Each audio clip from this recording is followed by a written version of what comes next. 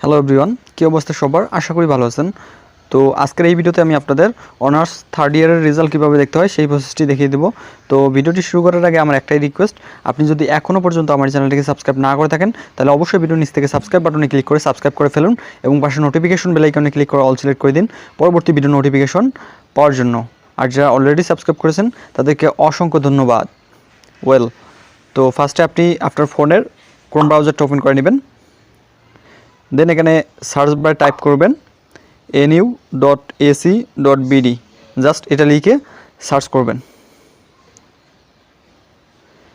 Search করার পর এখানে জাতীয় বিশ্ববিদ্যালয়ের অফিসিয়াল ওয়েবসাইটটা দেখতে পাবেন। তো এখান থেকে আপনারা এই রেজাল্টে ক্লিক করবেন। এরপর এরকম একটা ইন্টারফেস শো হবে। তো এখান থেকে আপনারা অনার্স লেখার পাশে যে প্লাস আইকনটা দেখতে পাচ্ছেন, তো এই প্লাস আইকনে ক্লিক করবেন।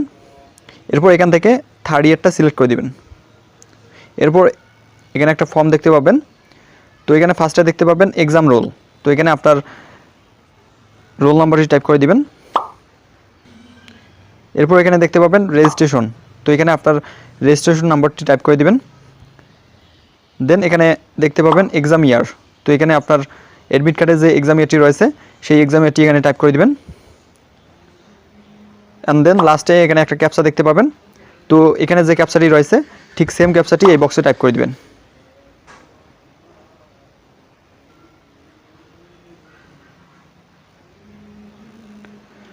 তো ক্যাপচাটি টাইপ করার পর এখানে সার্চ রেজাল্টে ক্লিক করবেন।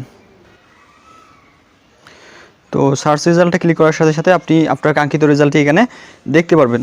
তো এই ছিল আজকের ভিডিওটি যদি ভালো লাগে অবশ্যই লাইক করবেন এবং চ্যানেল সাবস্ক্রাইব করতে ভুলবেন না। দেখা হচ্ছে পরবর্তী কোনো ভিডিওতে। ততক্ষণের জন্য ভালো থাকুন, সুস্থ থাকুন। আসসালামু আলাইকুম।